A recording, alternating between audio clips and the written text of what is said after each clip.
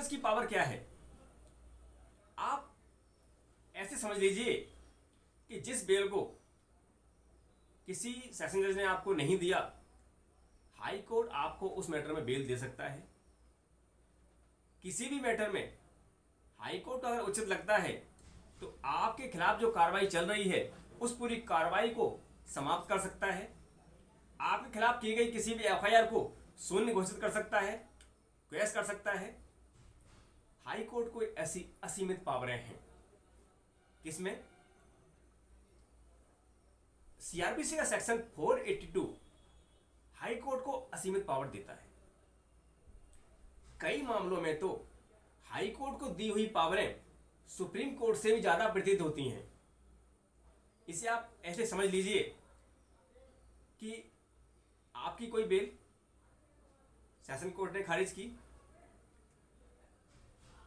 Session court को bell खारिज करने का कारण बताना होगा, लेकिन अगर सेशन कोर्ट ने आपकी बेल अलाउ की तो उसे इस बात का भी कारण देना होगा कि उसने आपकी बेल अलाउ क्यों की है।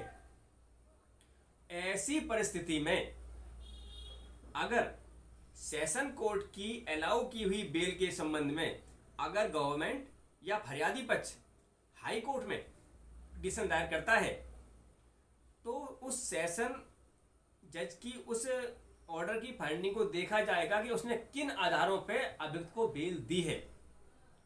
इसके विपरीत अगर हाई कोर्ट किसी व्यक्ति को कोई बेल देता है तो हाई कोर्ट को अपने ऑर्डर में ये लिखने की आवश्यकता नहीं है कि ये हम इसको बेल इन आधारों पर दे रहे हैं या इस कारण दे रहे हैं।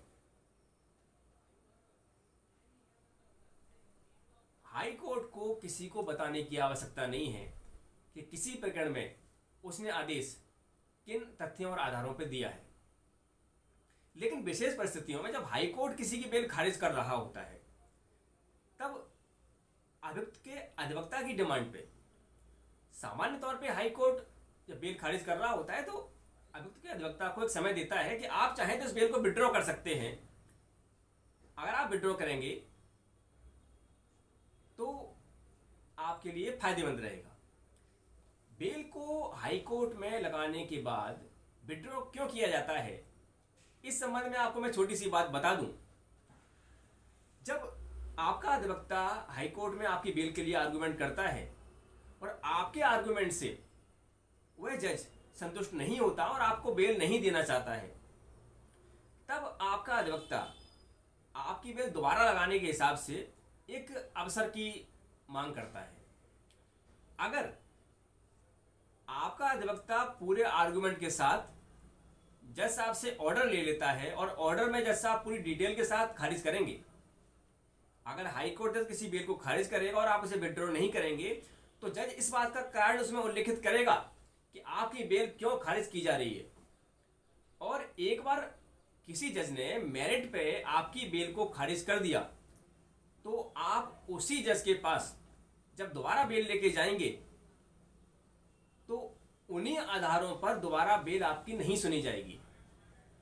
जज जो मेरिट पे ऑर्डर करता है उसका एक उद्देश्य यह भी होता है कि आप हमारे ऑर्डर से प्रसन्न नहीं हैं तो आप सुप्रीम कोर्ट चले जाएं।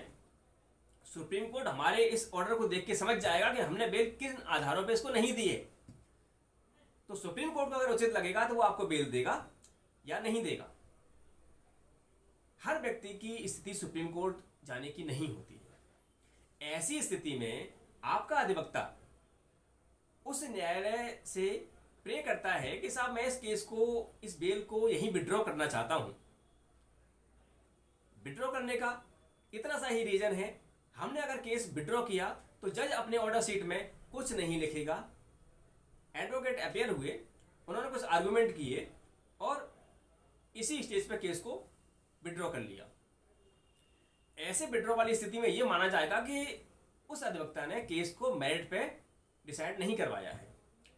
तो उन्हीं आधारों पे, जिनके आधार पे आप पहली बेल लेके गए थे, आप पुनः दूसरी बेल फाइल कर सकते हैं। एक बार बेल मेरिट पे डिसमिस हो गई तो उन्हीं आधारों पे आप दोबारा बेल फाइल नहीं कर पाएंगे। उस स्थिति में क्या करना होगा, कुछ नए ग्राउंड्स आपको लेके आने होंगे।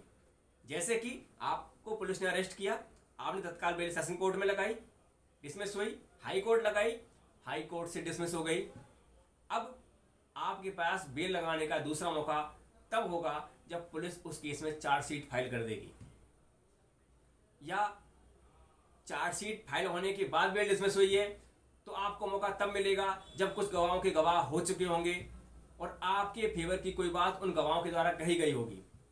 लेकिन केस अगर विड्रॉ हुआ है तो किसी भी क्षण, हमने आज हमारी बेल डिसमिस हुई, हमने विड्रॉ की, हम कल फिर बेल लगा सकते हैं उन्हीं ग्राउंडों पे, कोई अंतर नहीं आना है। हाईकोर्ट जज कहीं ना कहीं आपके द्वारा जेल में बिताई गई अवधि और आपके ऊपर जो एलिगेशन है उनको देखता है कि जो एलिगेशन आपके ऊपर लगाए गए हैं क्या वो ट्रायल में आपके खिलाफ सिद्ध होंगे।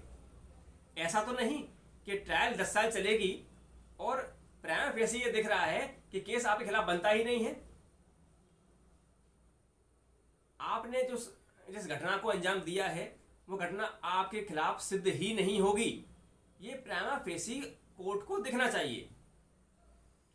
तो आप समझ सकते हैं हाई कोर्ट जज की पावर किस लेवल तक की रहती है और आपका अधिवक्ता आपकी बेल को विड्रॉ क्यों करता है।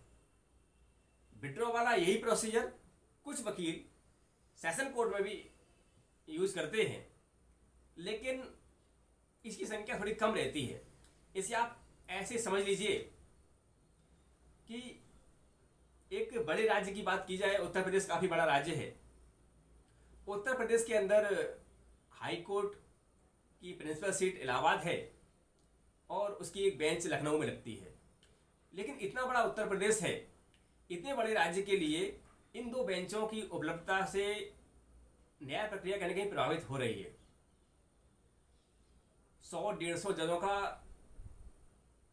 की व्यवस्था है इन हाई कोर्ट्स में केसों को सुनने के लिए, पर एक राज्य के एक दूसरे छोर से अगर किसी व्यक्ति को सेशन कोर्ट से बेल खारिज हो रही है उसकी, तो उसको एक चीज पता है कि मैं अपने इलाहाबाद या लखनऊ हाई कोर्ट में बेल लगाने जाऊंगा तो मेरा बहुत पैसा और समय खर्च होगा और जाने मेरा नंबर कब आएगा। तो ऐसी स्थिति में वो अपने उसी अधिवक्ता से कहता है कि आपको जो उचित लगे आप वो काम कीजिए।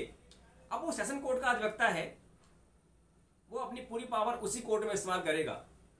तो उस कंडीशन में वो सेशन कोर्ट से ही बेल विड्रॉ करेगा अपनी, ताकि उस सेशन जज को दोबारा से कुछ समय बाद फ्रेश बेल लगा के आर्गुमेंट किया जा सके। उसमें क्या होगा, अगर सेशन कोर्ट ने बेल डिसमिस की मेरिट पे, तो जब सेकंड बेल लगाई जाएगी तो सेशन कोर्ट उसको नहीं सुनेगा। कोई कहीं ना कहीं उसकी पावर क्षमताएं हैं कम है। आप समझ सकते हैं कि वो हाई कोर्ट जज तो है नहीं जिसको हटाने के लिए पूरे संसद बैठेगी। मजिस्ट्रेट और सेशन जज की कुर्सी उनके गलत फैसले पर चली जाती है। तलवार की धार पर बैठे हुए अधिकारी होते हैं किसी भी न्यायालय के मजिस्ट्रेट और सेशन जज। उनकी एक गलती, किसी भी ऑर्डर में की गई छोटी सी गलती उनके जीवन भर की तपस्या को खत्म कर सकती है और उनका पद उनसे छिन सकता है। इसलिए मजिस्ट्रेट और ना ही सेशन जज कोई ऐसी गलती नहीं करते जो उनके खिलाफ जाए। तो कोई वकील अगर उनके केस से प्रकरण अपना विड्रॉ करता है तो उसे परमिट कर देते हैं, और अगर वो ऑर्डर चाहता है उसे ऑर्डर देते हैं। तो आप हाई कोर्ट जाके अपनी बेल लगाइए। उम्मीद है आपको आज की ये बात समझ में आई होगी। आपको और कोई सवाल हो तो आप मुझे मैसेज कर सकते हैं। इस तरह की जानकारी आपको मैं समय समय पर देता रहूँगा। तब तक के लिए नमस्कार।